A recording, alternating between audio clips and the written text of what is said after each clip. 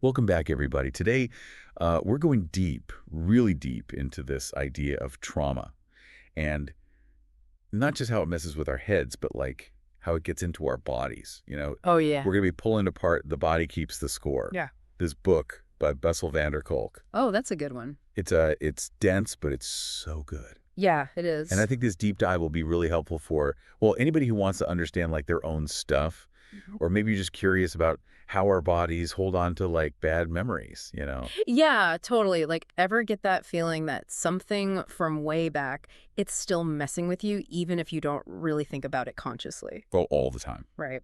We're gonna, like, dig into that, the how and why. Okay, so Van Kolk starts the book, and he kind of throws this really, I don't know, like heavy truth at us. He's like, Mm. a lot of us have experienced some kind of trauma.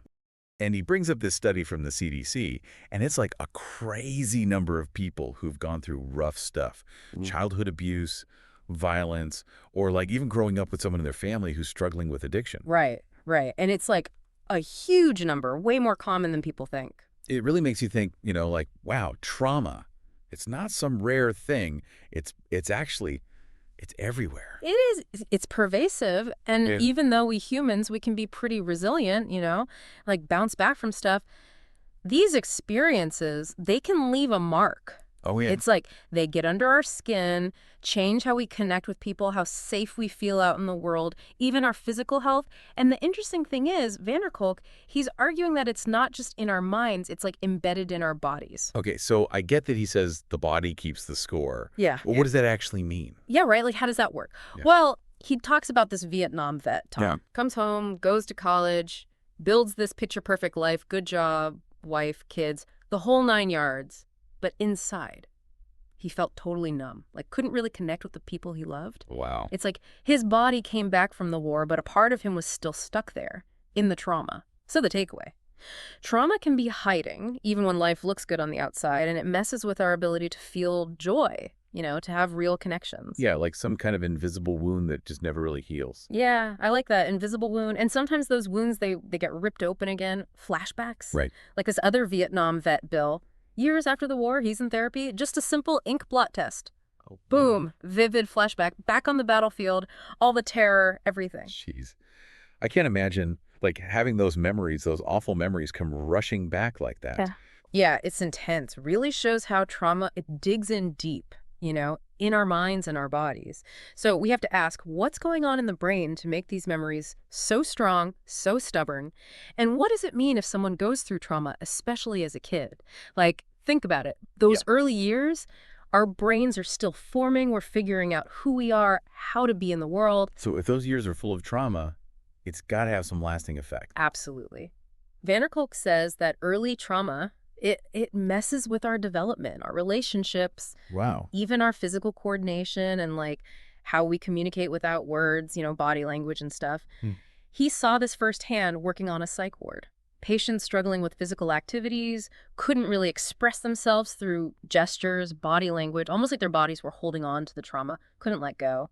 So it's not just the big obvious traumas, right? It's Yeah. like it's the stuff that maybe isn't so obvious, the stuff that happens in families, or even like things that didn't happen, Exactly. like not getting what we needed. You got it. And one of the biggest things that can be missing is this feeling of safety and being understood. Oh, yeah. Imagine growing up without one single person you felt safe with. That's hard to even imagine. Van der Kolk found that in one study, a quarter of the patients, that's what they said, no one in their childhood who made them feel safe. Can you imagine the impact on a kid? It's heartbreaking. Everyone deserves to feel safe and loved, especially when they're little. Totally agree. And it makes those early relationships with caregivers so important. They're the foundation for how we attach to people, how we deal with our emotions. Oh, yeah, attachment styles. Exactly. Secure, avoidant, anxious. But there's this one that's really tied to trauma, disorganized attachment. Disorganized attachment. It's not familiar with that one. So picture this. A kid, their caregiver, they're the source of comfort, but they're also the source of fear. Ugh, Right. Creates this messed up conflict. They need their caregiver to survive, but they're also terrified of them. And that can lead to all sorts of problems later, confusion in relationships, not trusting people, not being able to handle your own emotions. it's like their internal compass is broken. Yeah, exactly. No reliable way to feel safe in the world. So we're starting to see how trauma, especially the early stuff, it affects our attachments, our sense of safety, even how we move and hold ourselves physically. It's all connected. Right.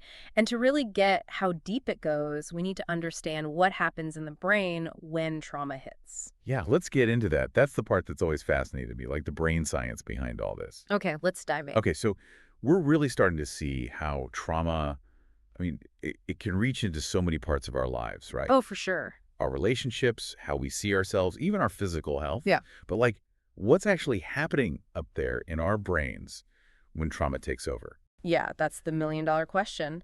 And Kolk, he goes deep on this, the neuroscience of trauma and how it can actually change how our brains work. It's like trauma can hijack the brain's alarm system. Oh, okay. And then we're stuck in this constant fight or flight mode, even when there's no real danger.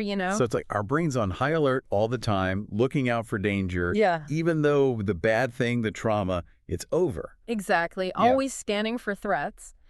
And that chronic stress, it wears us down, Yeah. affects our sleep, our immune system, even how well we can focus or learn new things. Yeah. Kolk uses this analogy. It's like a smoke detector that's broken, Okay. going off all the time, even when there's no fire. So we're jumping at shadows, feeling overwhelmed, constantly on edge. Ugh. I know that feeling. Like being on high alert, even when things are actually okay, it is exhausting. Yeah. So how do we, like, calm down that alarm system? Can we actually rewire our brains? That's where things get hopeful. Kolk, he talks about all these different therapies that can help us regulate our nervous system and feel safer in our bodies. And some of them, they might surprise you. It's not just talk therapy. He talks about EMDR, neurofeedback, even things like yoga and meditation. Those are really interesting. What makes those alternative therapies so effective for trauma? Like, as opposed to just, talking about it. Well, one thing a lot of them have in common is this focus on getting back in touch with our bodies. You see, trauma, it can cause this disconnect between our mind and body, Okay. a kind of dissociation where we feel numb or spaced out. Yeah, I've definitely felt that. So these therapies, they try to bridge that gap, help us tune in to what we're feeling physically. So instead of just thinking about the trauma, we're learning to actually feel it in our bodies. Yeah, but in a safe way, a controlled environment. It's about noticing the subtle sensations. Like, what are you feeling in your body? Being aware of your breath, feeling the ground under your feet. These physical anchors, they help us feel grounded, more in control. Okay. Kolk talks about creating islands of safety within the body. Islands of safety. I love that. It's like building this inner resilience so we're not so easily thrown off by our emotions. Exactly. And a lot of these therapies, they also use mindfulness. That's the ability to just observe your thoughts and feelings without judging them. So instead of getting swept away by like this whirlwind of thoughts, you learn to step back. Okay. And see them as just thoughts, not necessarily facts. That's a good distinction. It's like creating space so we can choose how to respond instead of just reacting automatically. Exactly. It's about getting back in the driver's seat. But what about those of us who haven't had like this big one-time traumatic event? What about the more subtle traumas that can happen in families? Yeah. Like emotional neglect or not being validated, feeling invisible. That stuff can leave scars too. Oh, absolutely. I think so many people can relate to that, Yeah. Feeling unseen or unheard in their family, even if there wasn't any like obvious abuse. Is that still considered trauma? Definitely. Kolk, he calls it developmental trauma, those ongoing, subtle traumas that happen during childhood.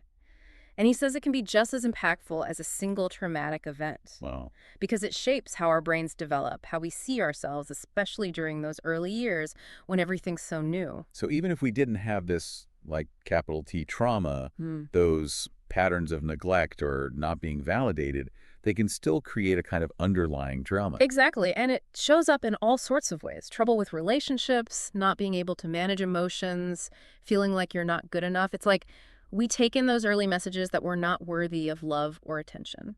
That makes so much sense. And this is where that idea of attunement comes in, right? The kids need caregivers who can really see them respond to their needs. You got it. It's not just about providing the basics, food, shelter. It's about being emotionally present, understanding the child's cues, helping them deal with their big feelings. When that attunement is missing, it creates this really deep sense of insecurity. So then, what does healing look like for people who've experienced this developmental trauma? Is it different from healing from a single traumatic event? There are definitely some similarities. The need for safety, for connection, for calming down that nervous system. Right. But healing from developmental trauma, it often involves looking at those early attachment patterns, So, okay. those ingrained beliefs about ourselves that we might not even be aware of. It's like we have to reparent ourselves in a way, give ourselves the love and acceptance that we didn't get as kids. Yeah, that's a really powerful way to put it. And I imagine that can be a long and probably painful process. It can be. But ultimately, it's about reclaiming our sense of self, learning Well, to trust our own inner voice. Vander Kolk, he offers a lot of hope in his book, but he doesn't shy away from how challenging it can be. Well, no, he's honest about that. He acknowledges how much trauma can mess with our lives. Yeah. But he also emphasizes how much we can grow and heal. We're not stuck with those patterns forever. Yeah. He talks about the resilience of humans, our ability to find new ways of being in the world. That resilience is amazing. So if we're talking about healing, about moving forward, what are some of the things, like the specific techniques and approaches that Vander Kolk recommends? That's what we're going to unpack in the next part of our deep dive. He really gets into the nuts and bolts of different therapies and practices that can help us move beyond the grip of trauma. So we've been talking about some pretty intense stuff. Yeah, How trauma gets into our brains, our bodies, even our relationships. But now I'm really curious about the solutions. What can we actually do to heal from this stuff? Yeah, that's the big question, right? And the good news is, Van der Kolk, he doesn't just give us the bad news and leave us hanging. Okay, good. He talks about specific techniques and approaches that can help us get our lives back. Okay, It's about moving from understanding to action. I like that. So let's talk about EMDR. Eye movement desensitization and reprocessing. I gotta be honest, I still don't really get how it works. Like moving your eyes can help with trauma. Explain it to me. Yeah, I know. It sounds kind of weird at first, right? Does. But there's science behind it. Yep. EMDR uses these movements like eye movements or tapping or sounds that activate both sides of the brain. Okay. And the idea is that when we experience trauma, it kind of messes up our brain's ability to process information. So those traumatic memories, they get stuck in our nervous system. So they're just like on replay, keeping us trapped in that fear and anxiety. Exactly. And EMDR, it's like it jumpstarts that processing system and allows the brain to finally integrate that traumatic memory so it doesn't feel so intense. Vander Kolk talks about helping people digest the trauma. I like that. Yeah, that's a good way to put it. And what's cool is that with EMDR, you don't have to relive the whole traumatic event in detail. Yeah. It's more about noticing what's happening inside you, the sensations, the emotions, while you're doing those bilateral stimulations. He tells that story about Maggie, right? Who used EMDR to deal with a childhood trauma. It was like the therapy let her go back to that experience, but from a safe place. And that changed how she saw the whole thing. Yeah, that's the power of it. It's not about erasing the memory. It's about changing how it feels so it doesn't have that same power over us anymore. Okay, that makes sense. So EMDR is one tool. What about neurofeedback?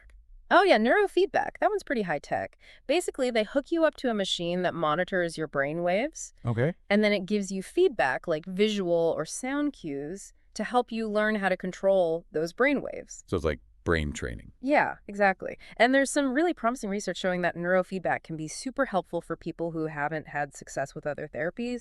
It can be really good for managing anxiety, helping people focus, even reducing some of those really intense PTSD symptoms. So it's giving the brain the power to step out of that fight or flight mode. Exactly. But Van der Kolk also talks about some simpler practices too, like yoga and meditation. Right, right. So he's not saying we can just meditate our trauma away. No, not at all.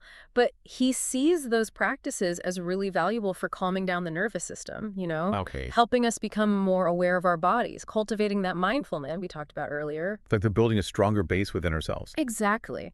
And he specifically talks about how yoga can help us reconnect with our breath, which can be really messed up by trauma. Yeah. Focusing on our breath can be so grounding, so calming. He also emphasizes the importance of movement, physical activity, because trauma can make us feel trapped, frozen. So moving our bodies can help us reclaim our energy, our aliveness. I like that. He even mentions theater and dance as therapeutic tools. Yeah. He sees those creative outlets as ways to process our emotions, to connect with other people, to tell our stories in new ways. That's powerful. But it's pretty clear that there's no one-size-fits-all approach Yeah. to healing from trauma. Right? Oh, absolutely. What works for one person might not work for another. It's about finding what resonates with you, Trying different things and being patient with yourself. Healing takes time. There's no quick fix. Yeah, he really emphasizes finding a therapist who gets trauma, who can create a safe and supportive environment for healing. And beyond therapy, connecting with other people who've been through similar stuff can be huge. Support groups, trauma-informed communities, even just having a few close friends who can really listen. Yeah. That sense of connection, it can make a world of difference. It reminds us we're not alone. This has been such an amazing conversation. I feel like our listener has learned so much today. Me too. What are some of the key takeaways you want to leave us with? I hope this deep dive has shown just how deeply trauma can affect us. It's not just in our heads, it's in our whole being.